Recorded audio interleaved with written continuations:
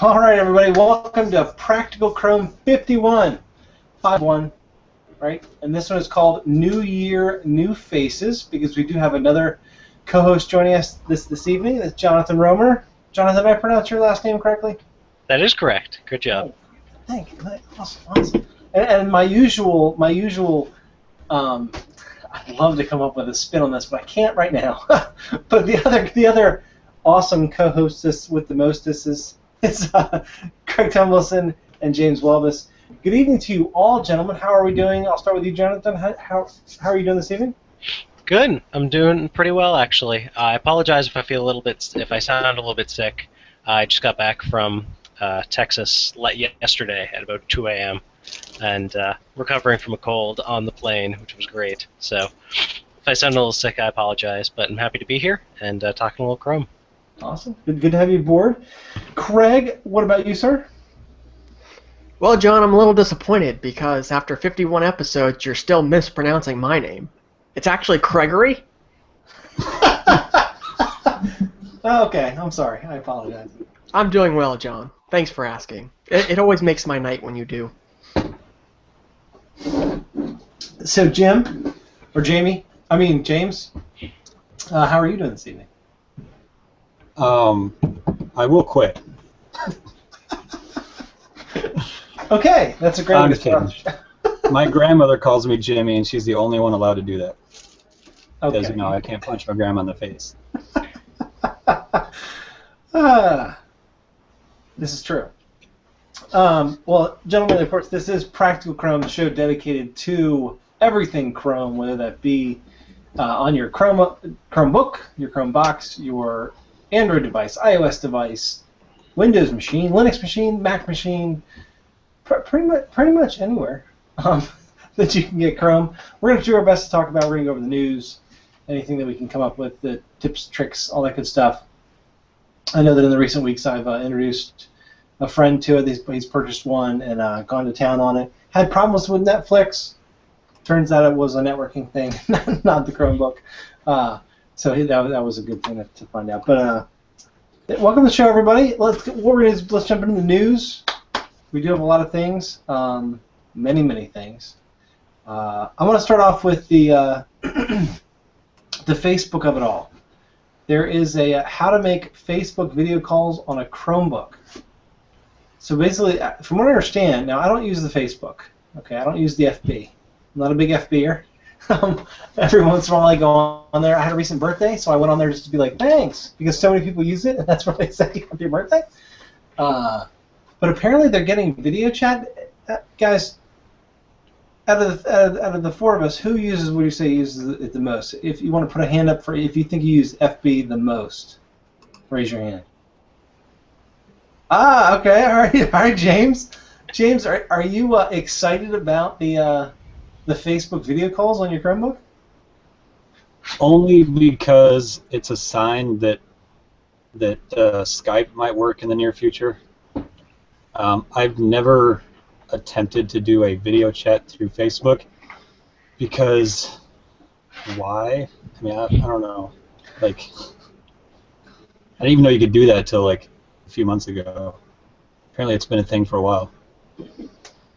So it's a feature you haven't used, huh? Well, I would say that it is exciting because, like you said, it is based off of Skype. I guess based off of I guess they use their service. Is that how it's done? It's the same technology, I think. I don't know how much it's actually stolen from Skype, but yeah, they're not actually. Technology. It's not actually based off of Skype or anything. They're just both using the WebRTC protocol to do this. The Mozilla Foundation's also implemented a similar thing within Firefox to do chats. Google said that they're moving Hangouts to WebRTC as well. So it's just a standardized web chat platform, which is really nice. It's all open source and everything, so anyone can implement it. It's really well documented, and hopefully this will mean that we'll have some interoperability between these systems. I know one of my biggest complaints about Hangouts is that you need to use Hangouts in Chrome, and sometimes want to use Pitkin if you're on your Linux box or something like that. And once they dropped XMPP support, you weren't able to do that. So hopefully this WebRTC will mean we'll have a little bit of intercompatibility between these programs. I agree, Jonathan. We actually had a conversation about that a couple weeks ago about the interoperability, right? Interoperability, and the fact that whether or not you could, because WebRTC is open, right? Craig, we've talked about this a couple of times. We talked about the fact that, like Jonathan just said, it would be great if they could all really talk to each other, and if they were to just throw their own skins and ads on the player, so to speak, that'd be great, right? But it comes to, what does it come down to really? Is it I mean, they're going to use this open standard, that Skype and over at OMG Chrome. Joey points out I saw the same thing. I thought they were using Skype as well. I don't know where I saw that, where it was like, it seemed like it read that they were using Skype. I don't know where did it read I'll that? jump in, John. In the past, Facebook did have a partnership with Skype, and Skype powered it. In this specific instance, though, we don't have a formal announcement. So we don't know if this is something Facebook's doing to break apart from that partnership, or if Skype maybe is supplying Facebook with a beta test for the new technology before they roll it out to all Skype users. We don't know the details here. This is just something that magically started working a few weeks ago, and Joey just started reporting on it the other day. So details are scarce, but right now Facebook video chat does work on Chromebooks.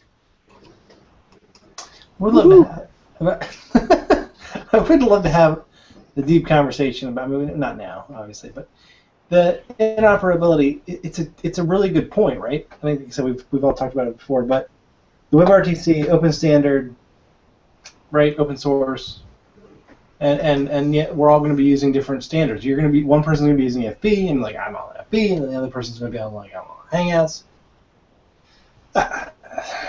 It's a little frustrating. You still gotta pick a platform, I guess.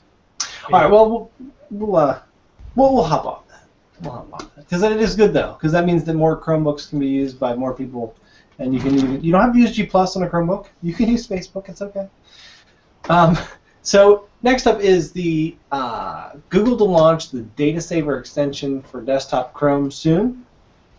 My only question, and I'll start with Craig on this one, is hasn't Opera kind of had this functionality for quite some time, and did they just not have a popular enough browser for it to work and it to catch on, or I mean, because basically just Google's doing a little bit of man in the middle, making it faster type for you. Like, why would we care on a desktop?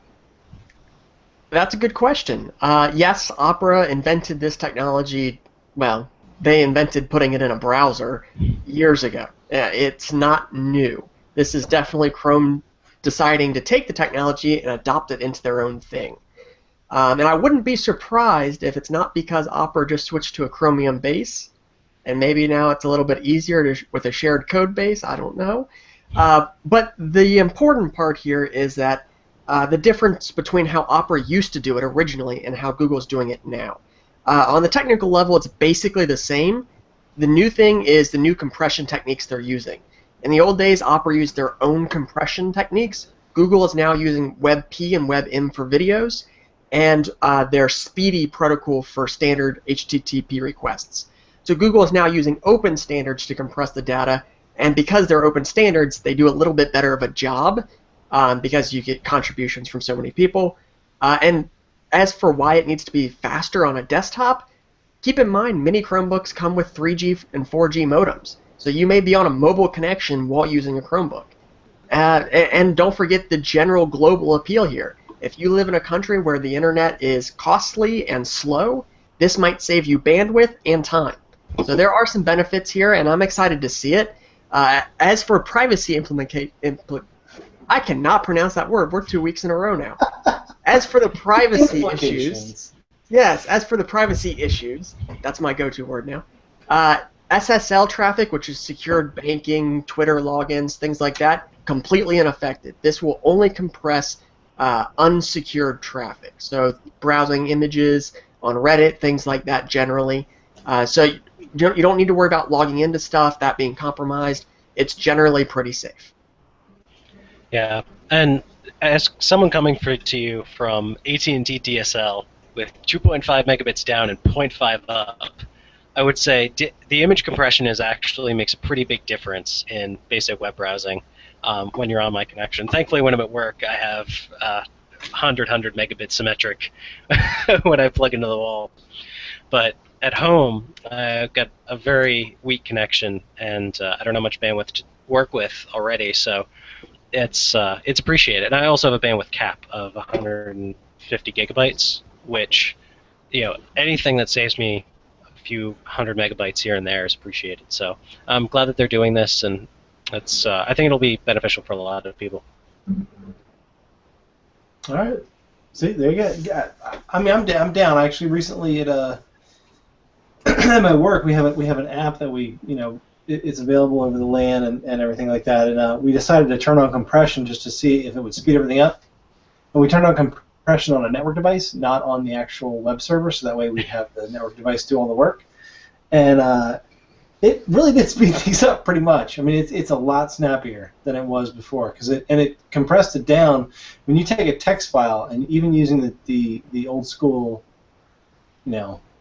compression technologies for HTML, for the text files and stuff like that, it really does speed things up. So I don't know if you're using the exact same technology, but it can help. And you're right, it does make a difference. It just seems like, to me, it was like desktops. I don't know.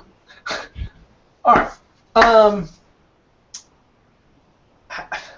How often now? Craig has this little watch thing, right? Which is awesome. We all want one. But how often do we use it on the desktop? Right. So Jonathan, I'm bringing. I'm getting there. So maybe I missed something. Sorry. Okay, Google voice search, right? Jonathan, I'll start with you, and then James, you're next up, because Craig has his watch, so he can't comment. Using OK Google on a laptop, right? Yeah. Jonathan, do you do it often? So I don't, but I can see where it would be used. I use it mostly almost exclusively on my phone, but when I'm using it on my phone, it's normally like in the kitchen when I need to set a timer for something on the stove when I'm cooking, right? So I know a lot of people who have started putting kind of a kiosk style, maybe a touch screen or Chrome base in a kitchen or something like that. And I think in a kind of communal area like that, where it's a shared PC like that, I think it would be useful. It's not something I use frequently, but I like seeing it as a feature. And it also kind of standardizes Google's offerings on the different platforms. So I think there's a lot to be said for having a common Google experience, whether you're on your Chromebook or your Windows PC or on your phone. So something like OK Google being available on all those platforms kind of gives you that unification and that standardization that makes it look like a little bit more polished of a product. You make a good point. And also, we have a follow-up story that I hope they're doing some new real-time voice translation. I wonder if they're going to add it to the OK Google feature set, which would be awesome. Good points about the voice stuff, right? James, how often do you use it on your laptop or desktop or Chromebox? For that matter. I have actually never used it on a computer. I've never felt the need to. Whatever I would think about using OK Google for, I would probably rather do it on my phone. I just haven't really ever thought, boy, I wish I could just talk to my computer right now. Obviously, there are use cases for it. At least Amazon thinks so, because they're selling a $100 device that does that. You set it in the middle of your living room and talk to it, and it does stuff. So there's clearly at least a dozen or so people out there wanting to do this, or Amazon wouldn't have wasted the time.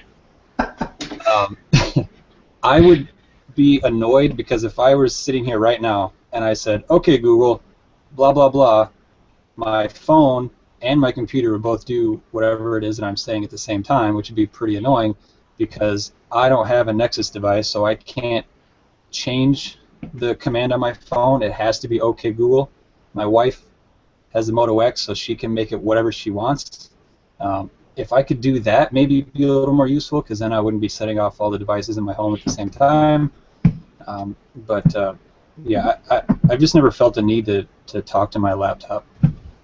Now, will this make more sense in 3 to 5 years when we have a Chrome base and a Nest and your phone and everything, and you're just in your house somewhere, and you say, "Okay, Google, set the temperature to 72 degrees," and whatever hears it understands that command and just sets the temperature wherever it is, and you don't really need to address a specific device. It's just sort of an ambient presence that you can interact with. Would that make more sense? Would that kind of explain why we have it on all those devices, as if they start communicating a bit more and start, you know, sharing that information with each other if they're on the LAN?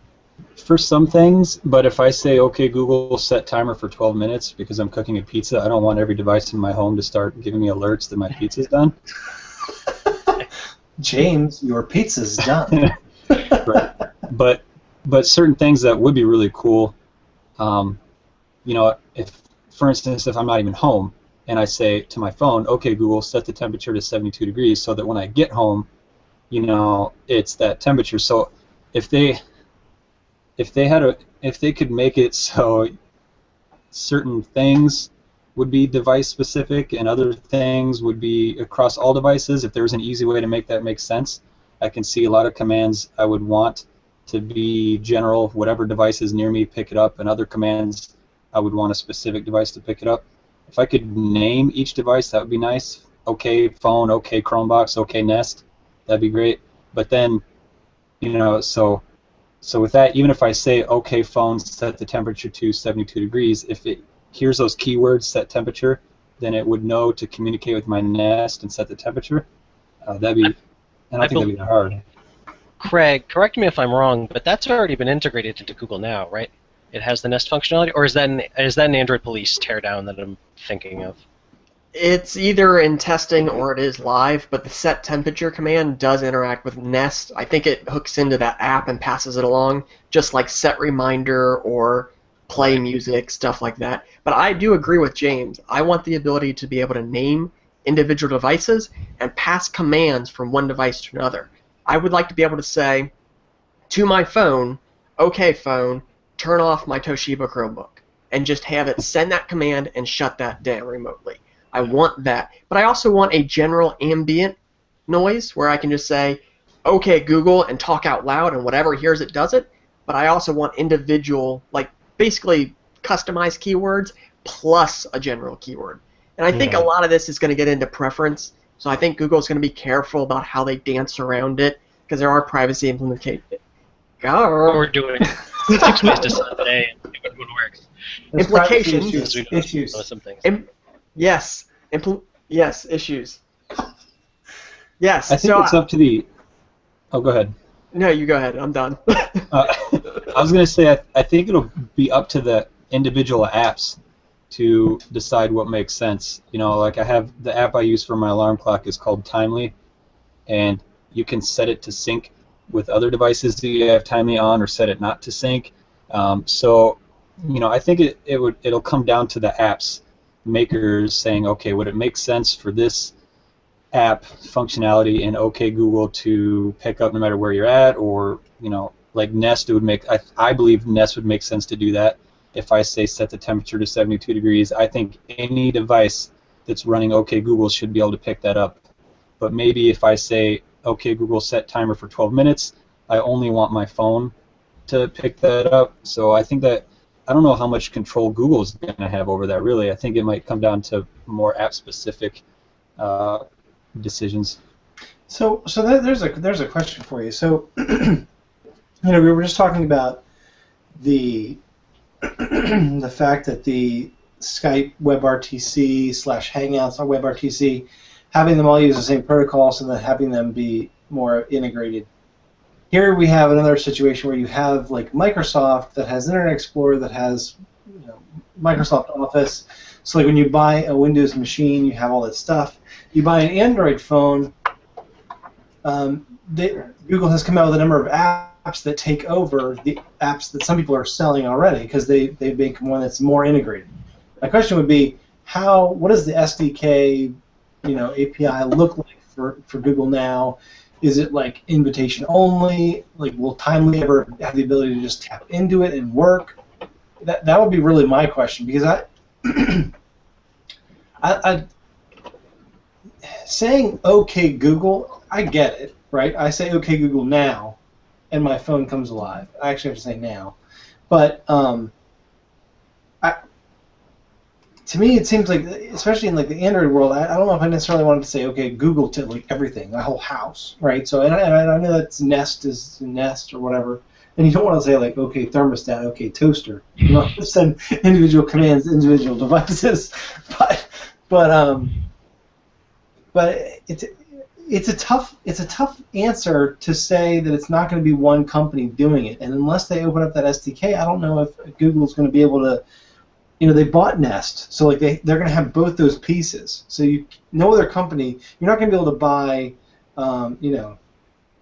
Hovel, right? Which would be like the other company, and they're like, Hovel is the new integrated system. Well, now you have all of your Android equipment, your Chrome OS, your everything, and you can't say, okay, Google, make the Hovel 72 degrees.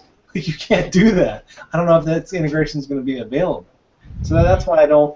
I think it's inventive and it's awesome and it's cool and I will probably own it, but I don't know if I like the fact that it does seem like they're getting into a point where with Android and everything else, I don't know where the openness is necessarily for other companies to be able to, which is fine. I mean, I'm not saying it's a bad thing. I'm just saying I see it as a.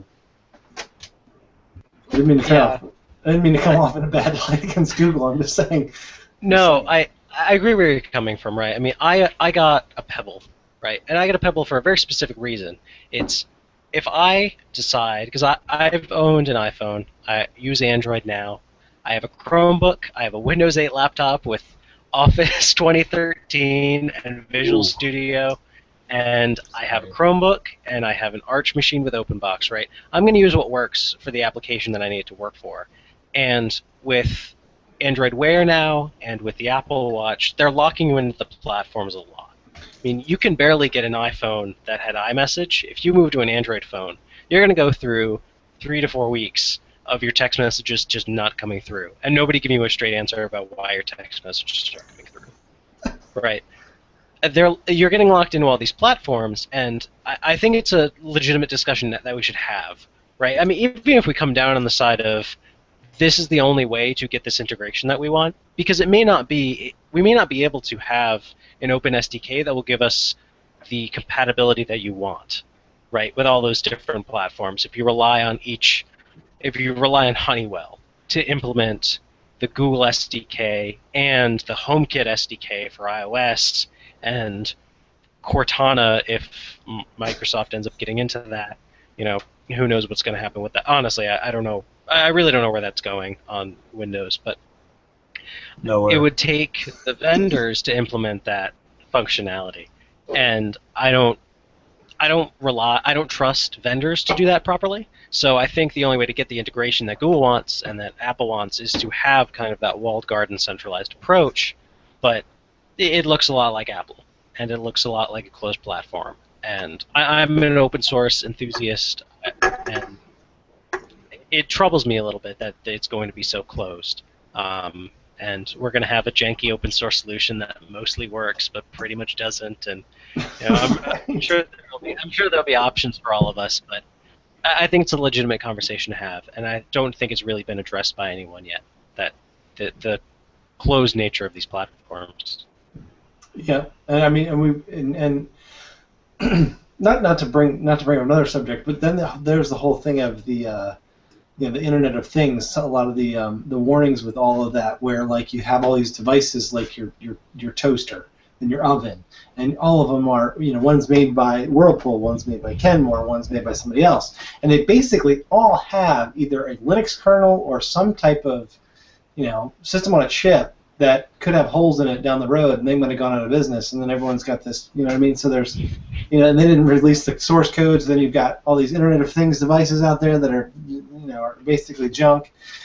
So I think that there's a lot of things that we need to solve, and I don't think, that's why I think that this is not going to go as fast unless it's a walled garden, because Google's going to be around for a long time. Well, I mean, you can't say all the time, but Apple's, they're going to be an ecosystem people are going to buy. It's going to be the most popular ecosystems. So, I mean, if you want one, I would definitely buy one in one of those ecosystems than going for some cheap, low rate cut. Yeah. Yeah. All right. I mean, I look forward to being able to launch a DDoS attack with a bunch of people's toasters. I mean, that's going to be great. That's what I'm saying. I mean, it's going to be great. I mean, they recently did it with people's home routers. I mean, you might as well. So right. So let's So let's get back into the news. And I feel like I was negative there. I didn't mean to be. I'm not trying to say I don't want to say Google. Speaking of cool things that Google does do, though, Chrome for Mac testing system integration for hosted apps. Craig, what is it all about, sir? What are the implications? The implications, John, are wondrous and plentiful. And I'm reading the article right now. I am. No. Okay, so what this means is that Chrome apps will be able to interact just a little bit more with the macOS platform. We've seen the same thing on Windows and, of course, with Chrome OS. It's not a big news topic. It's just another inch-by-inch further integration where Chrome is seeping into these other operating systems and becoming harder and harder to get rid of, like a foot itch or something. So that's where we're at. Yeah, this is similar to how it integrates with Unity on Ubuntu and the GNOME desktop as well. They integrate as just normal. They look like a normal system application when you open up your systems folder or the Unity launcher scope. Scope? I think it's called a scope. Yeah, there's scopes. Yeah, scopes. Scopes are what? Confused. Yeah, they're the ones that do the. Aren't they the searching? I don't know. I'm literally looking at. But I know, Jonathan. I thought the exact same thing when I when I installed Chrome for the first time. It was like boom, boom, boom, boom. All of a sudden, now when I go into the launcher, I can type in Hangouts, and Hangouts is an app, right? Yep. Keep is an app inside of Ubuntu. So they've already got that integration with Linux, so it does look pretty cool to have it into Macs. I don't own a Mac. I don't want a Mac. I'm going to focus all my negative energy against Apple this evening. I'm going to stop with the. So, anywho, so that is cool. That is cool. I like that. Next up. And this one I think is due, right? So Chrome OS will soon let users sync Wi-Fi passwords across devices, which is the bomb, right? Mm-hmm. So that way, if you have your Wi-Fi password saved on, possibly this, and then your phone, and then you can go over to your Chromebook and you can be in there. Oh yeah, this is home router 57, and we already have a password for that. Just get on there. I think that's rock solid, awesomeness. Right, James? Of course. See, we're all in agreement. That's awesome.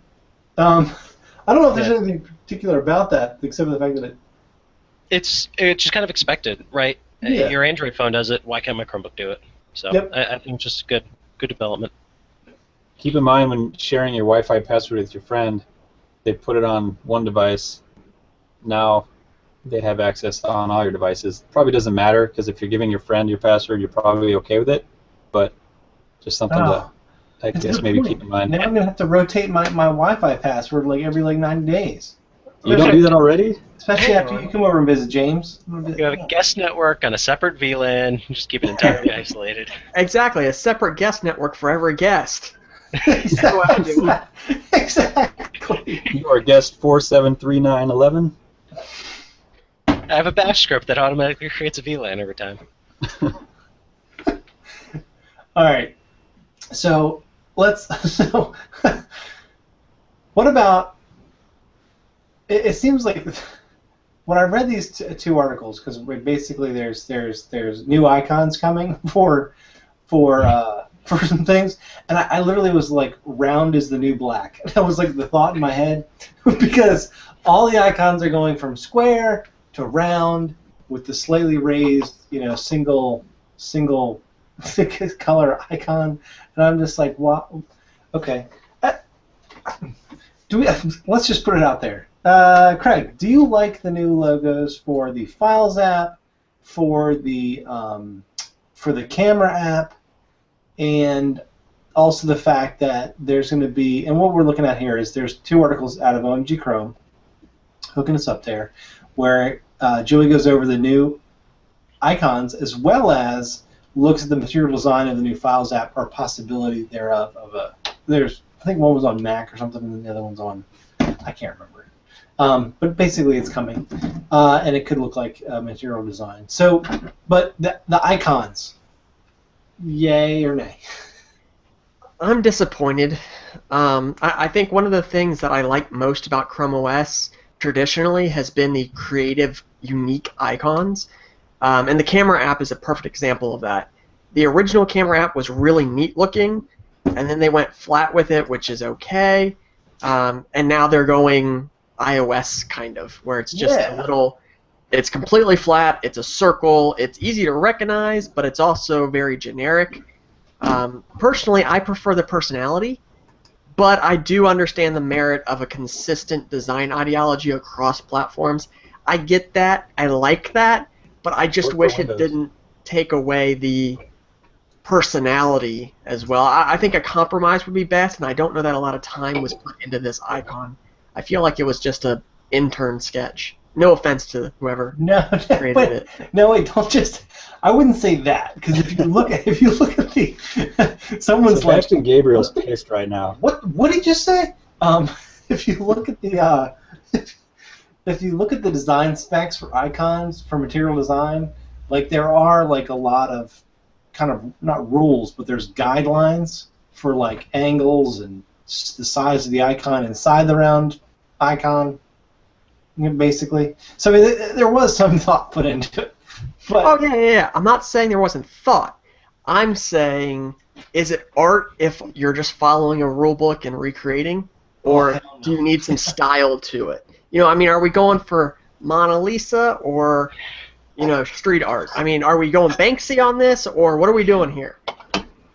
Well, look, Matthias Duarte might put together a set of guidelines for how this is all going to work, but if any of you, I know all of you, own Android phones, the implementation is where this all falls down.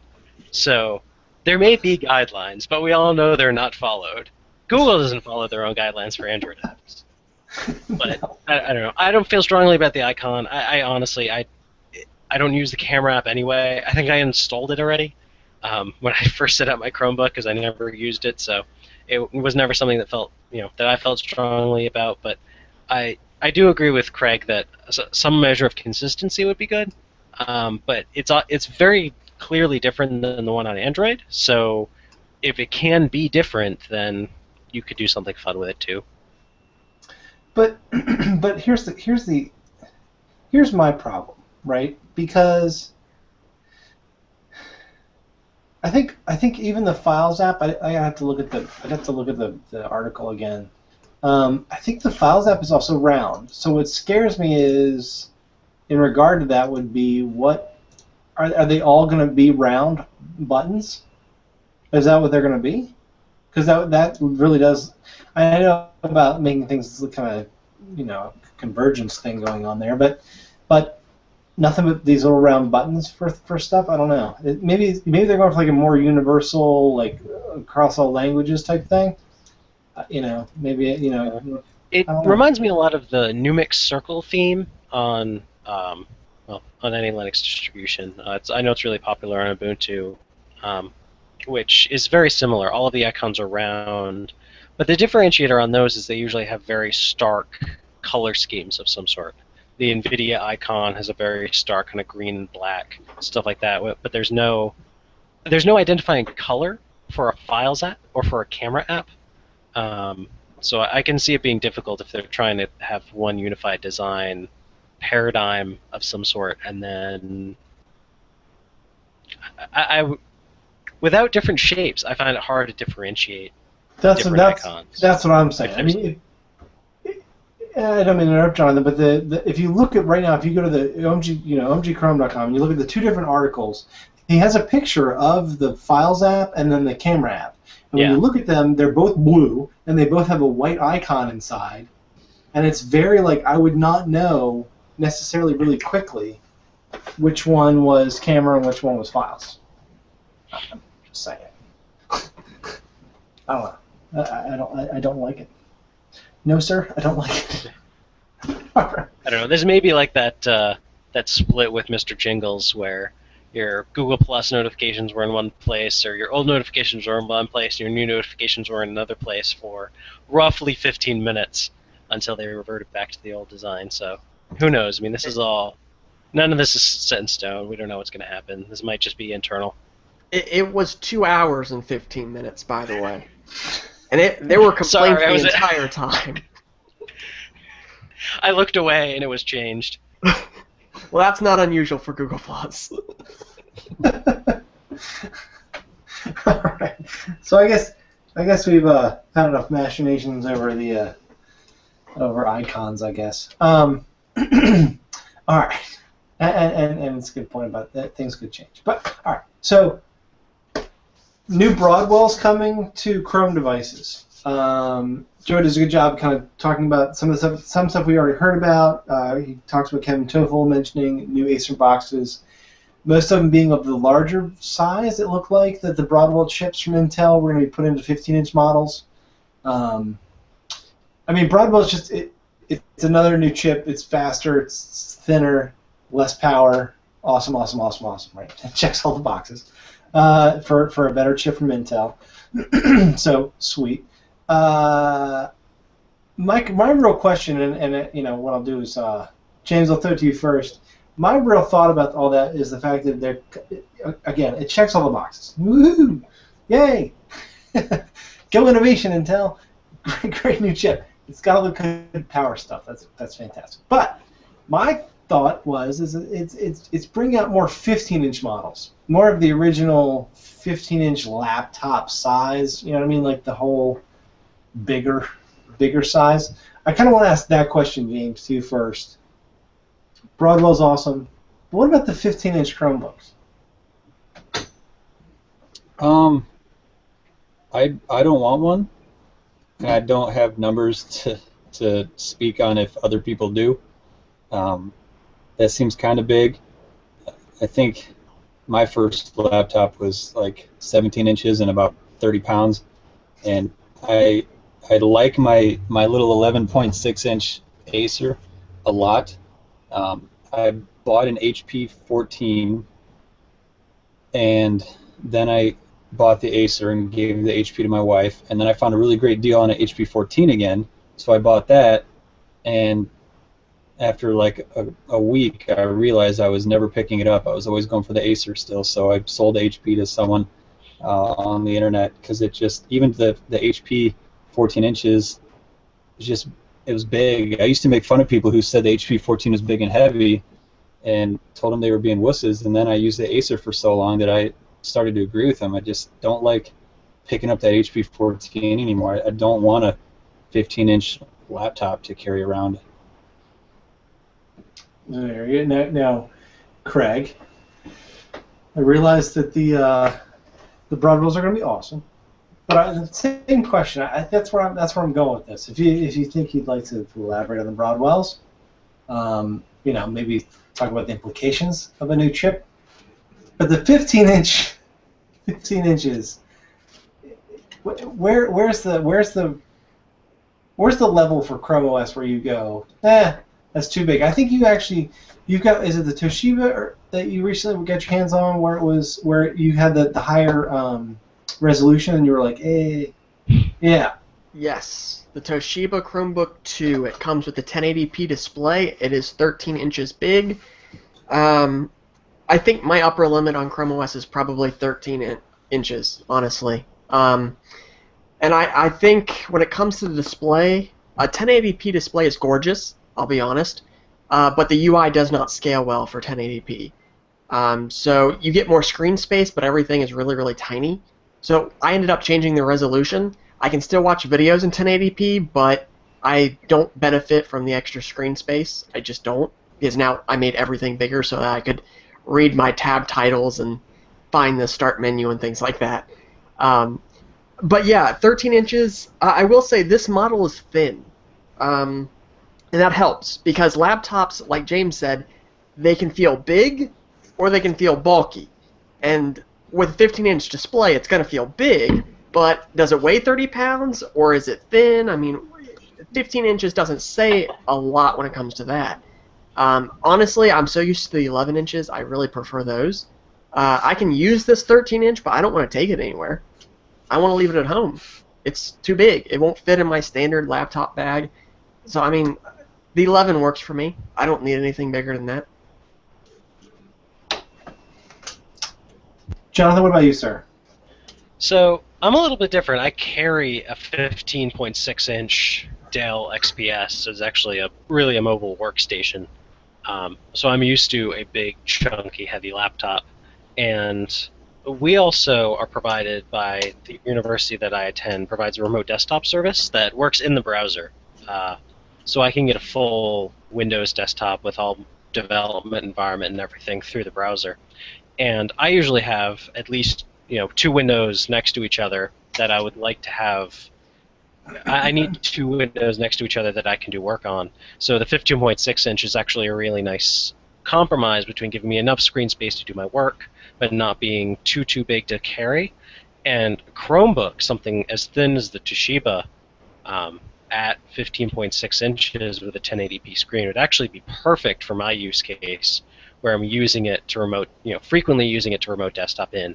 Because there's a lot of stuff that I can't do in Chrome OS that I need to access something else, and sometimes that's just SSH, sometimes that's RDP, but that 15 inches as just basically a thin client to connect up to something larger would actually be pretty useful. So that may be a good solution for some enterprises that want to just deliver VMs over remotely and then give Chromebooks out instead of full workstation devices. Yeah, I'd rather take 2 Acers around with me than one 15-incher.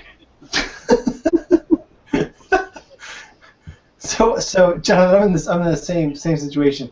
For a workstation machine where you're going into a Windows box where you're working with tools, the small size of the Chromebook is actually the 11-inch, especially at that crazy small resolution. That is tough, right? Because I do have a VDI, virtual desktop. Well, it's called a VDI, but it's a VM, right? So I can get it. They have HTML5, so I'm able to get in. But it is limiting. Like at work, although I use my computer mostly as a thin client, even though it's a huge i7 whatever, right? It's I have two monitors, and it's a VM that stretches across both, so you actually can use the entire. And I feel very functional with the Chromebook, and especially at this resolution, it's just not as. I mean, my tools are just so crunched, and you just don't feel like you have that much space to work with. So I agree with you there. That's for sure. I just can't see though. I guess down the line, but I don't know about. I think with James with the Chromebooks, where as much as I use an HTML5 client to do some RDP stuff, most of the time with a Chromebook, that's not what I'm doing. So I guess it's got to be your purpose, right? See, it's got to be your purpose. That's what it is. That's what there's more choice, right? It'll be nice to have them if people want them, and if they don't sell, they won't make any more of them. But it'll be nice to give the option, right? We'll see what the sales numbers look like. Maybe they'll be appealing to older users who even pull up the DPI. I mean, we need proper DPI scaling on Chrome OS. Is I think what we're coming down to in this discussion is. Yes. What is that? What's that? Why is that? Why is it so? Why is the UI not scaling correctly? That's because there's only 2 Chromebooks that have a 1080p display, so it's not that big a deal. It's tiny. Right. That's the problem, John. It's tiny. That's what I'm saying. I'm saying, why fix it? Just fix it. Just fix it. That would be fantastic. But I hear work is going on. I can't get into details.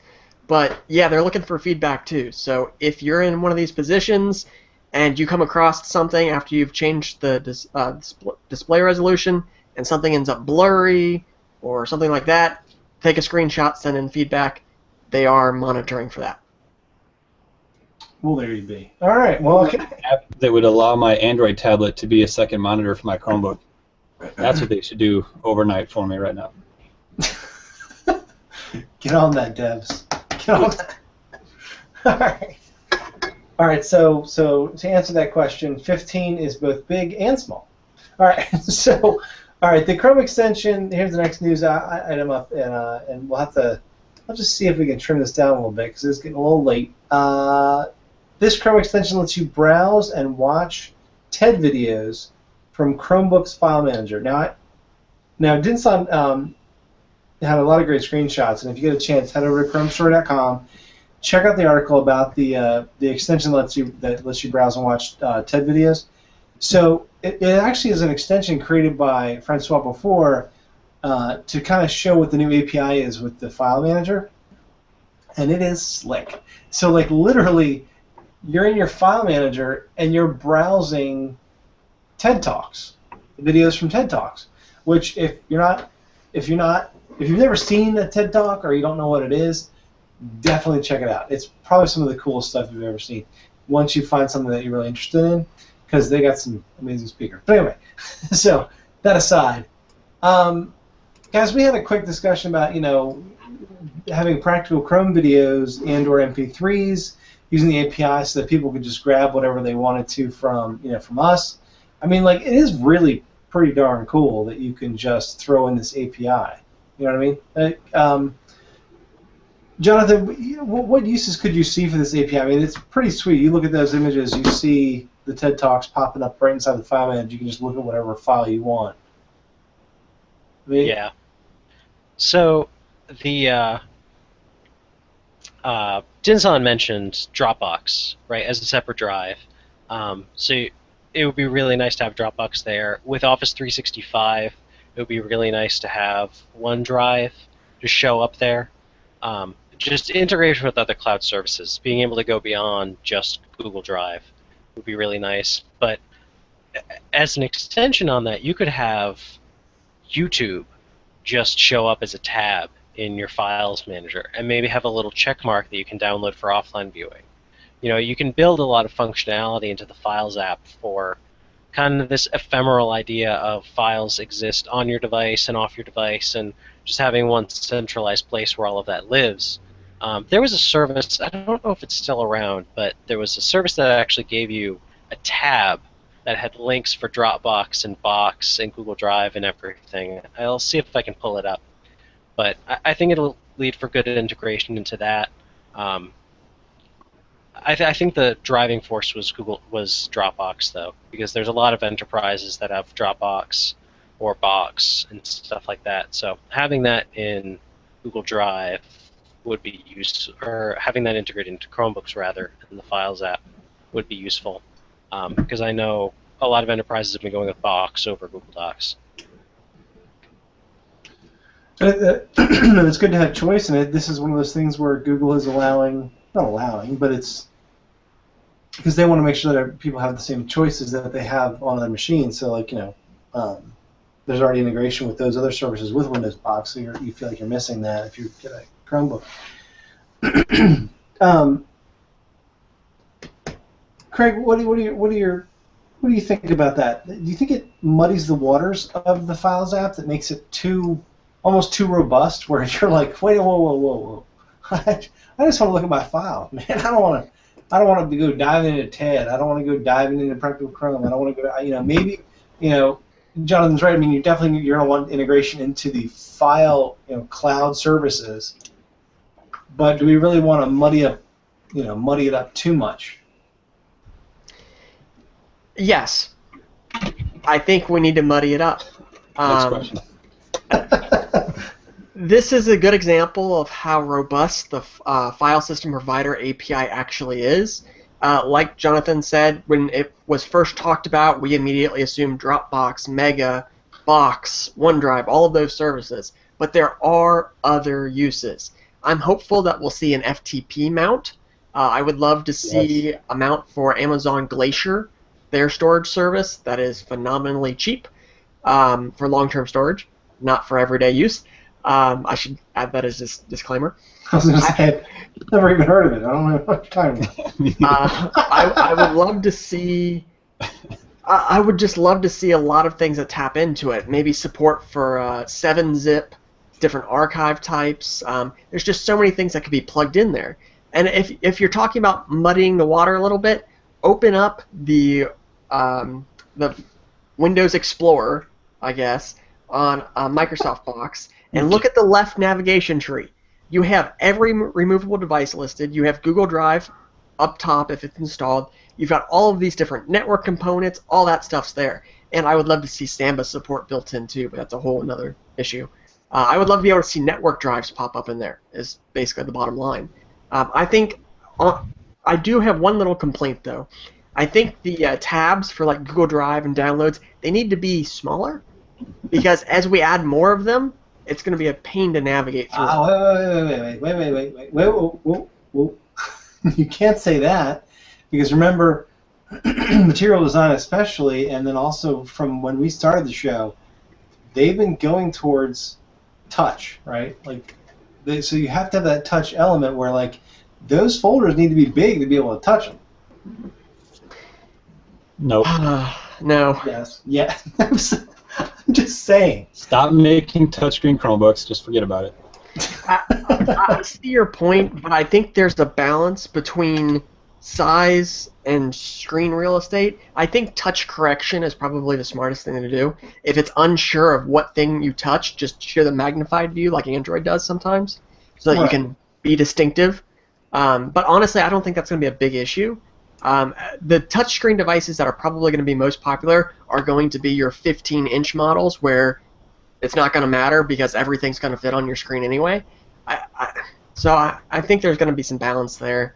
But yeah, I say make those just a tiny bit smaller so we can fit a few more of them without needing to scroll through the list, because I think that's going to get repetitive after a while. Yeah, but then with the new material design look, which again we talked about that in Joey's article about the file manager icon. He also goes into the look of possibly the new material design, which again, they're even bigger. Craig, I know. I know. Although what they showed off at I/O, which is what some of the tech blogs ran with, and just said, "This is the new design." No, that's what they showed off at I/O. That was a mock-up. Joey did a pretty good job about not making that assertion.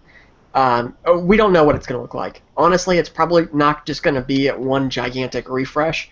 The Chrome team has this thing where, I don't know if you've noticed, but they seem to prefer to just revise things every couple weeks or so. I don't know if that's maybe like a core ideology of the platform. Maybe. Things don't come in big bursts. It's more like building. So I think we're going to see some slight design changes, possibly behind a flag, that we'll be able to explore and do some testing on before they just flip it live for everybody. So, and if they are bigger, I will send in a feedback report. From a development standpoint, I mean, Google does use a lot of agile development strategies, so it's the focus of development is always iterative.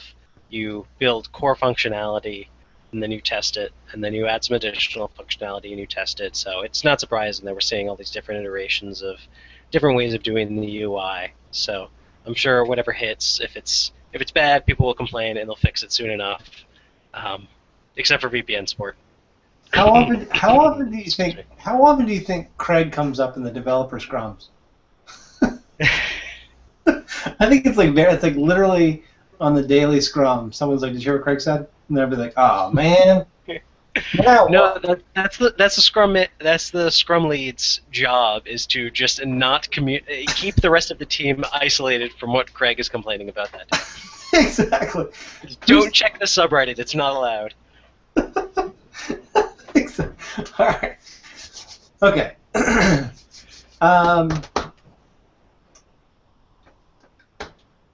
So there's 4 more articles. It's now 11:20. I think we started late, so we're actually probably on time, kind of. That was my fault. I apologize. So we'll just keep banging them out here. Let's see here.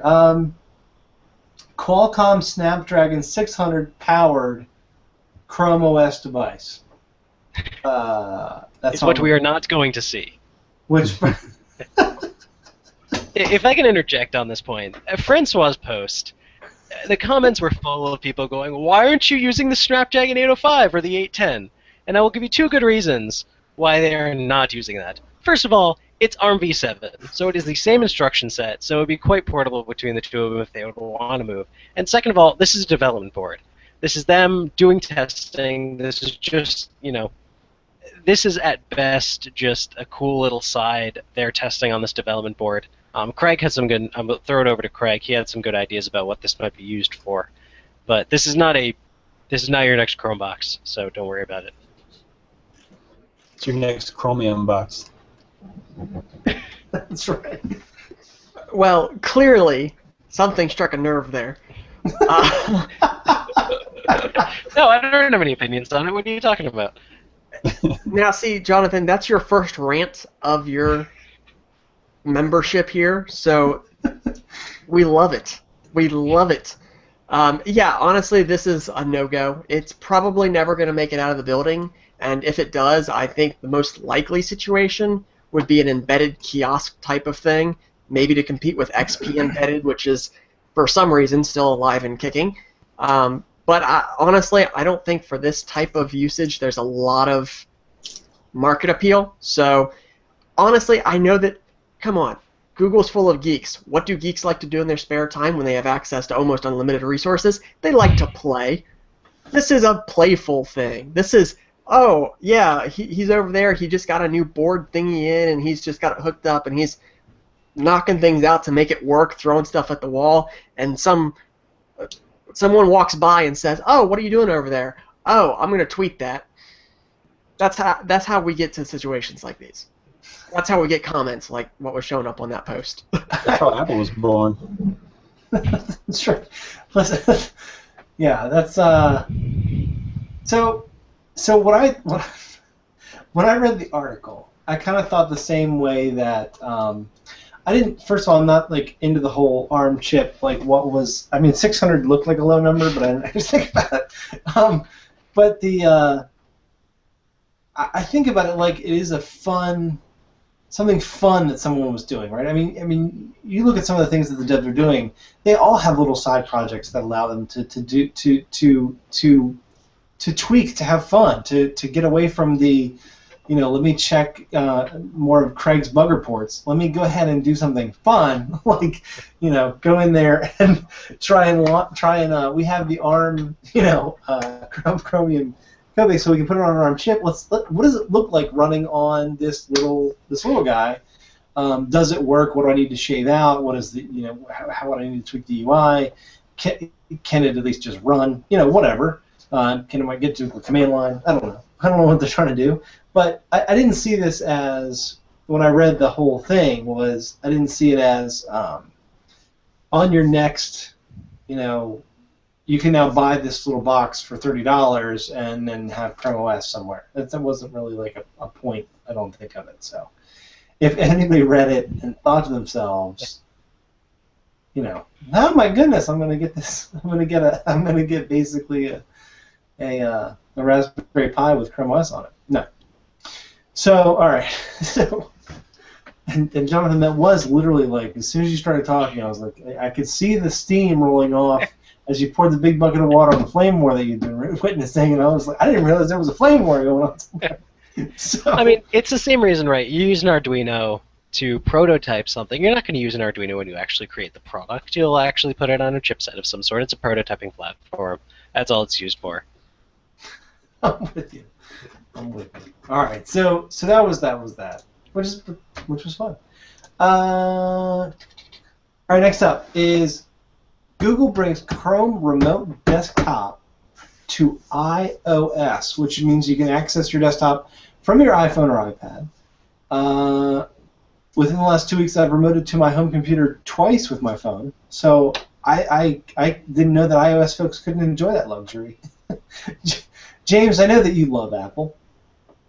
So what are your thoughts on the fact that now the iOS folks have the ability to remote desktop to a Chrome machine that they have? You're muted, James. Yep. Just got the little ding that told me, hey, dummy, unmute yourself. I don't know. I think it's cool. Good for them, those dirty iPhone users. I've remoted into my computer from my phone before, and it actually surprised me how well it worked. I guess I'm going to try really hard to be happy for those iPhone users that they can have the same ability I have now. Craig, you don't own an iPhone. do you? No, I don't, John. But I have done something recently that's kind of cool. There's a flag in the Canary channel of Chrome OS that allows you to start remoting into Chromebooks. What? Ooh, yeah, What? it's magic. Now, I want to clarify, and this is important to clarify because otherwise Jonathan will yell at me. This is an assistant mode at the moment. So it doesn't show up under My Computers, which means that if you want to remote into your Chromebook, you do need to be near it to type in the PIN code for access. Hopefully in the future that'll change. This is kind of a first run. But right now, I was able to remote into one of my Chromebooks from my Windows PC, and that's pretty awesome because we haven't been able to do that yet. And I think as Chrome devices are sold to more and more elderly folks, we're going to need the ability to remote in and provide some assistance every now and then. So that's kind of cool. It's not just all about iOS. Let's not let them steal the show. Why do they have to be? Why do they have to be? Why do they have to be elderly, Craig? I think you might have a problem there with that. I think that's a little biased. I think that's a little rude. No, it's not. He's I'll just tell you mad why. because he's almost elderly. Well, that's offended. part of it. But I'll tell you why it's not rude, John. Here's why it's not rude. If you were 10 years younger and you needed my help, I would 40. ignore you. If you were like 40-ish and you needed my help, I would ignore you. I would send you away. But at your current age, I feel sorry for you, so I'm willing to help you. That's what it is. That is messed up, dude. Because I know plenty of people, only a little older than me, that's not considered elderly, and I would have problems.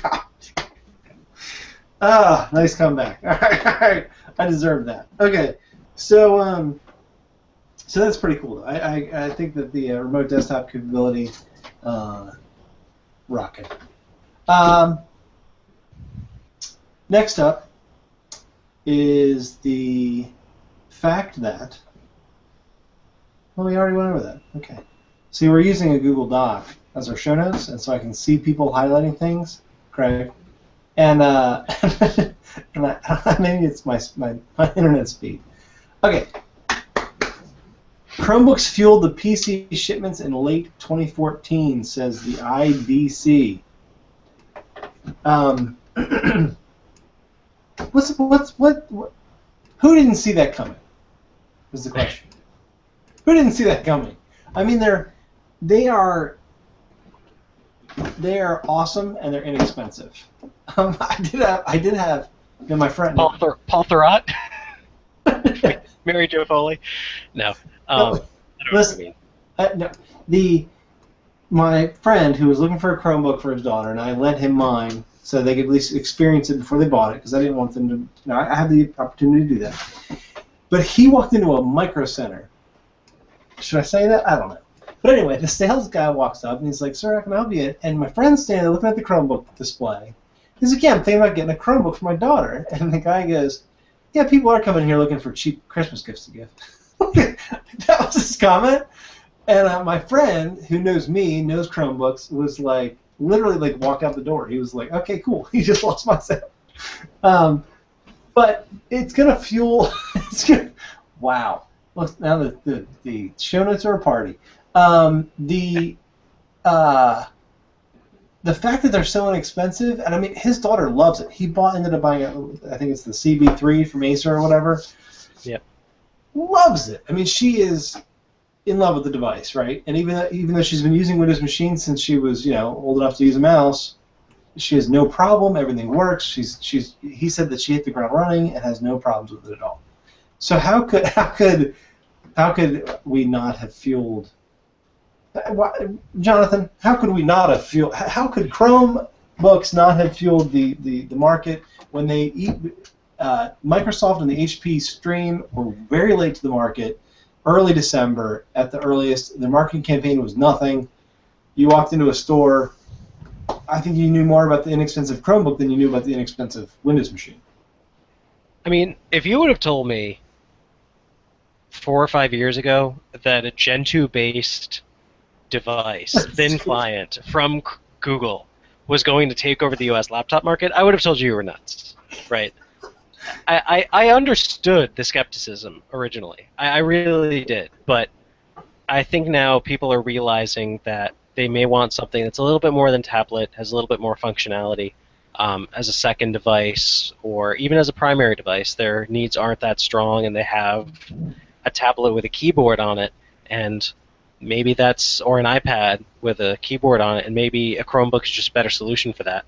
And I know a lot of people at my university. I've seen a ton of Chromebooks around.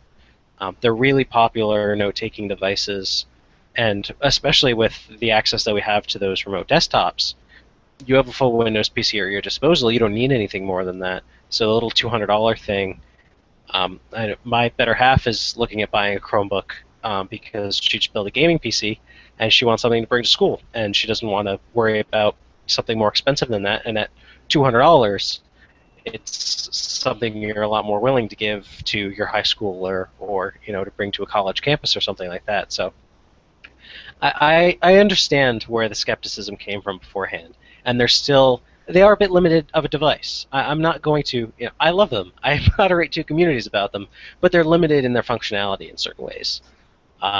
So I understand why some people, especially people in the tech field who need those power user tools, thought that Chromebooks wouldn't be popular, but I don't think they really saw the need that was being met by tablets or Windows PCs that Chromebooks can fill for a lot of people. A lot of people just need something for Facebook and YouTube and all of that stuff. And now we're getting the functionality where you can plug into Drive.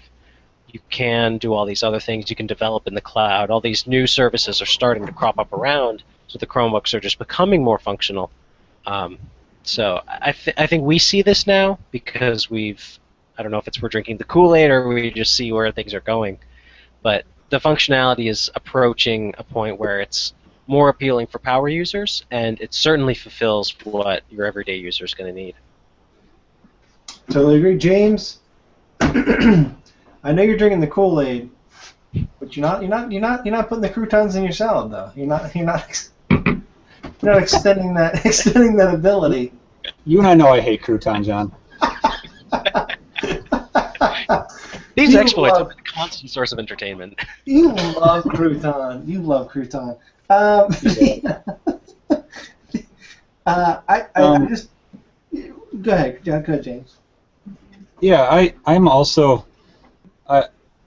When I first heard about the Chromebook, my thought was, oh, that's kind of neat, I guess.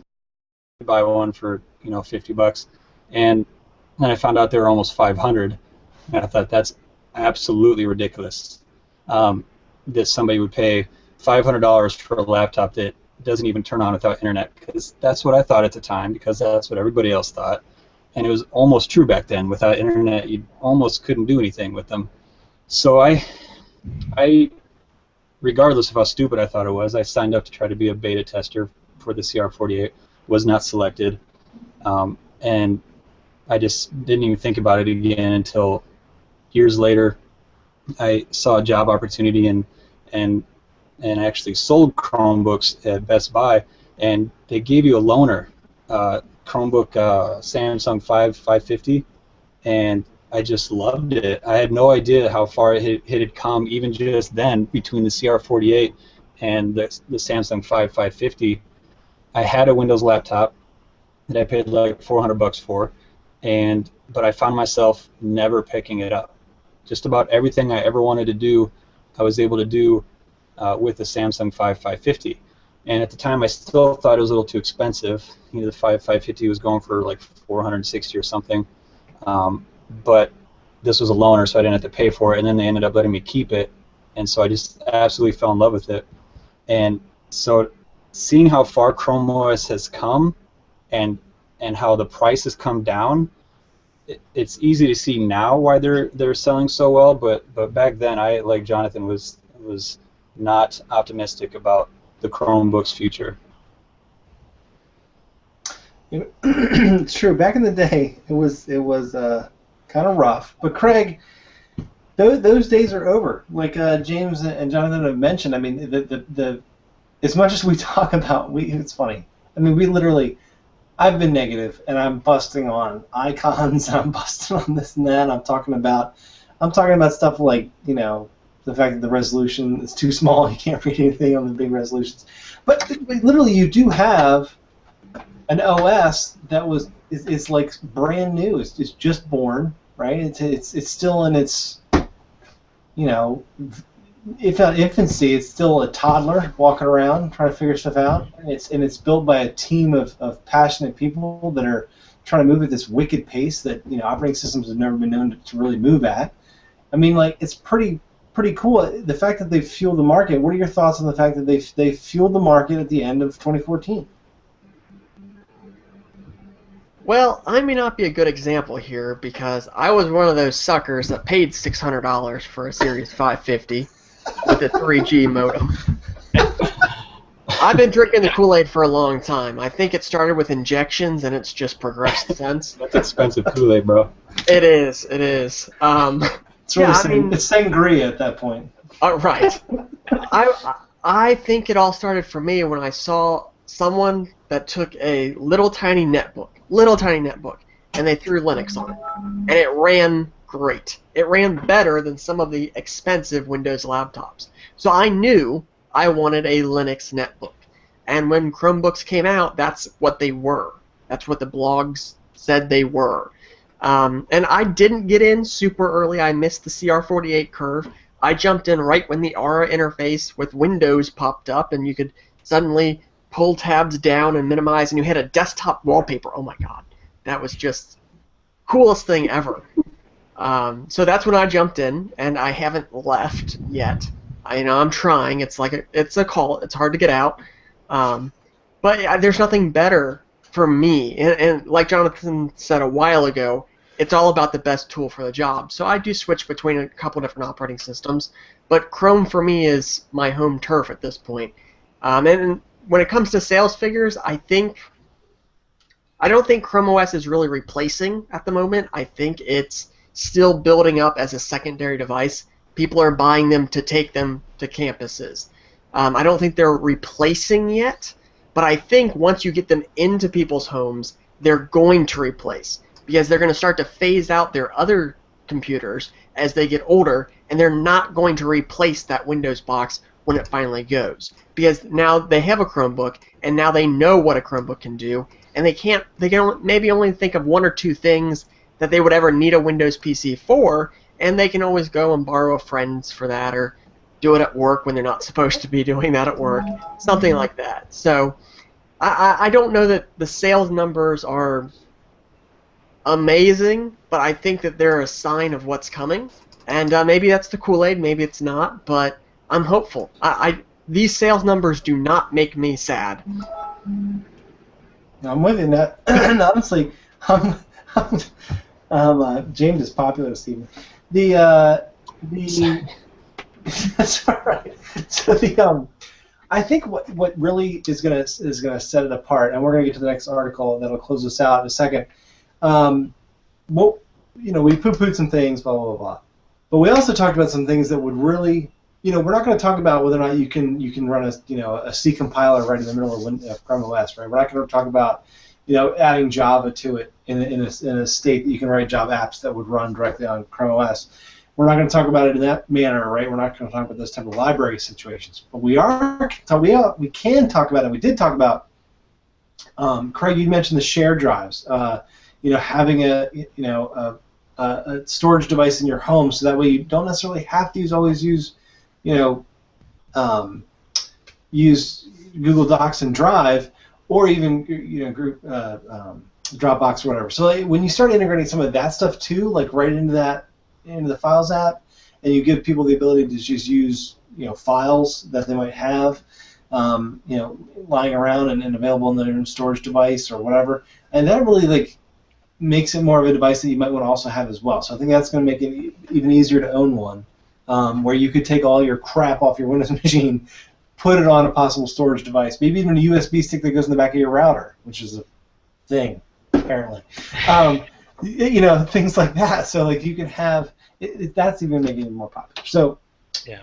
That's a question that Craig and I field a lot on both the subreddit and in the community, is people have the NAS or want one, and they're trying to find one that'll work with Chrome OS. And really, the only solution right now is FreeNAS because it has the web interface, and most of the other ones don't work properly. So I agree. I think that'll help a lot. Yep. So let's get on to the last one, and this was our little we were talking about the fact that OK Google Now, or OK Google phone, shut up, is available on your Chrome OS device. Google will soon unveil a new system for real-time voice translation. This is actually an article from The Verge. I believe, Craig, you found this article. I'll have you kind of spearhead the discussion. But basically, is it getting better? Is that what's going on? They're claiming it's better.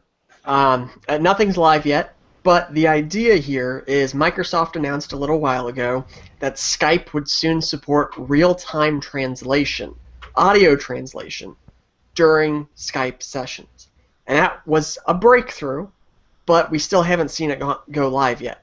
So again, this is all theoretical because we know Translate, and we know Translate's far from perfect today. Now, that doesn't mean they haven't been making strides behind closed doors, but we haven't seen any of those efforts materialize yet. So this article is essentially asserting that Google has also been doing some work behind some closed doors, and that soon they're going to unveil a real-time translation system for audio as well as text.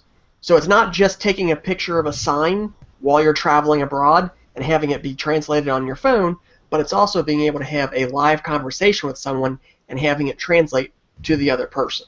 And I think that would be, that's like putting the Tower of Babel in your watch at that point.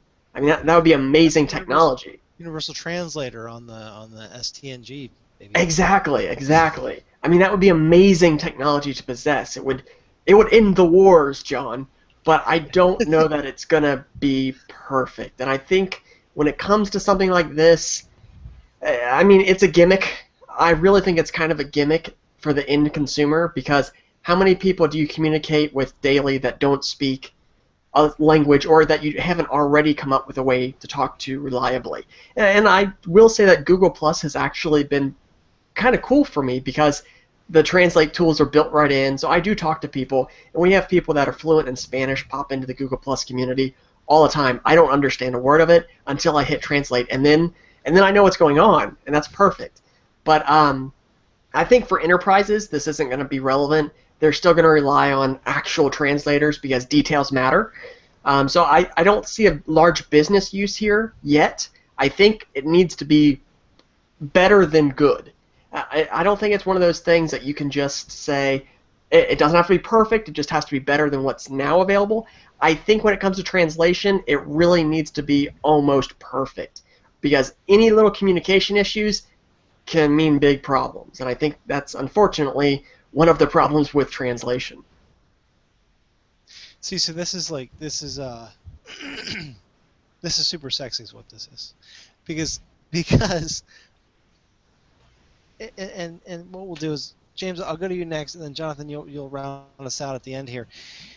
When you read the Star Trek Technical Reference Manual for the first time, and you found out that the Universal Translator was inside the communicator on their lapel. You mean this technical manual? Yes, that technical manual. When you first read that, and you saw the schematic of the back of the device, and you realized that there was a Universal Translator embedded in the communicator, you literally were just like in awe of the of the technology of Star Trek, and the fact that the engineers that they actually hired to do some of the work to come up with some of the technical design came up with stuff like that. Literally, that is the coolest thing ever. James? Yes. Your universal communicator is going off. What are your thoughts on, someday someone's going to be able to take, James, the curmudgeon, the guy that that says things like that sucks, you push you through a communicator where you'll come off as like the upbeat guy. What are your thoughts on the fact that Google might be like coming through with a possible near immediate translation? I'd be much more impressed if they were able to duplicate the Babelfish technology from Hitchhiker's Guide to the Galaxy. I think that would work a lot better. Nobody got that. That's okay. We'll move on. Google Translate kind of sucks. I say that because I have to be the negative guy. Like Craig said, it works okay for things like helping people out on a forum, but it's not going to be like used in the UN where someone's talking and everyone's hearing what they're saying translated to them by Google Translate. I mean, we're a ways away from it being that useful, I think. I would be happier to see more progress in my phone understanding my English words and knowing what I'm saying and doing what I tell it. But seeing them improve Translate is neat too. But I think we're a ways away from it being anything more than a quasi-useful tool. All right, there you go. That was the see, and then the translated version of that was like rainbows, like just kind of shooting. Yeah. Jonathan, why don't you round us out here? What are your thoughts on a possible universal translator coming out of Google? Well, unless it actually has a reference to the clipped Klingon commands, then I'm not sure it's actually going to be all that useful, better than my official Klingon dictionary. But I mean, we've seen this coming for a while, right? Google picked up WordLens in May of this year, late May of 2014, rather. So we've seen this coming for a while. We knew this is something they've been working on, and I think this is one of those little features that'll help. If you're visiting another country and you need to say a quick phrase, being able to just translate it with your phone, something like that, will be kind of one of those little differentiating factors that will help set Android apart. Because really, we haven't seen. There really aren't any features, big features on iOS or Android that really sets them apart in any really significant ways. I mean, you have interface differences. You have, you can pick up a call on your OS X device, which is pretty cool, and you have little things that differentiate the devices, but there's no big selling points for either device now. It's really preference. And something like WordLens and a live translation in Android really would set it apart, I think, and would make a really compelling selling point for Android. Something that would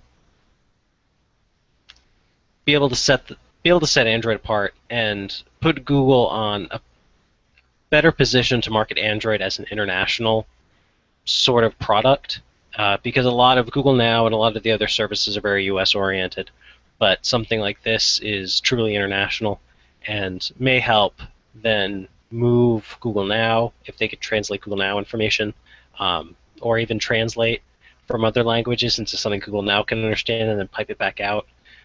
It may help their international efforts a bit. So I think it's a good way for them to go. And I don't see anyone else putting in as much effort into this as Google is. So I think it's something that they can get in on the ground floor of and really provide a good service. I agree. It has to support Klingon, otherwise I'm not interested. Exactly. Well, I don't know. How often are we going to meet a Klingon that we need to translate, though?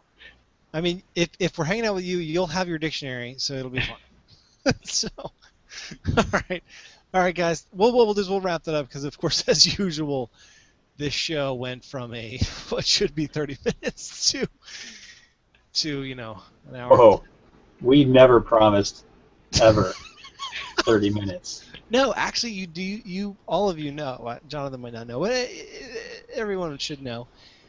I went into this way back in November of 2013 with the expectation that I would never have a 30-minute show because I thought that a 30-minute show, no offense, anybody who might have a 30-minute Chrome-based show, I thought, you know what? I need more meat. I need more substance to my I need more witty repertoire, whatever, between some peeps,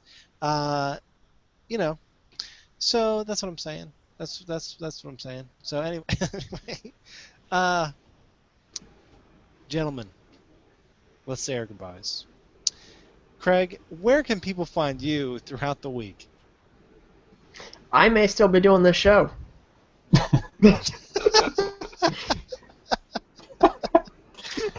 It's entirely possible. given our track record.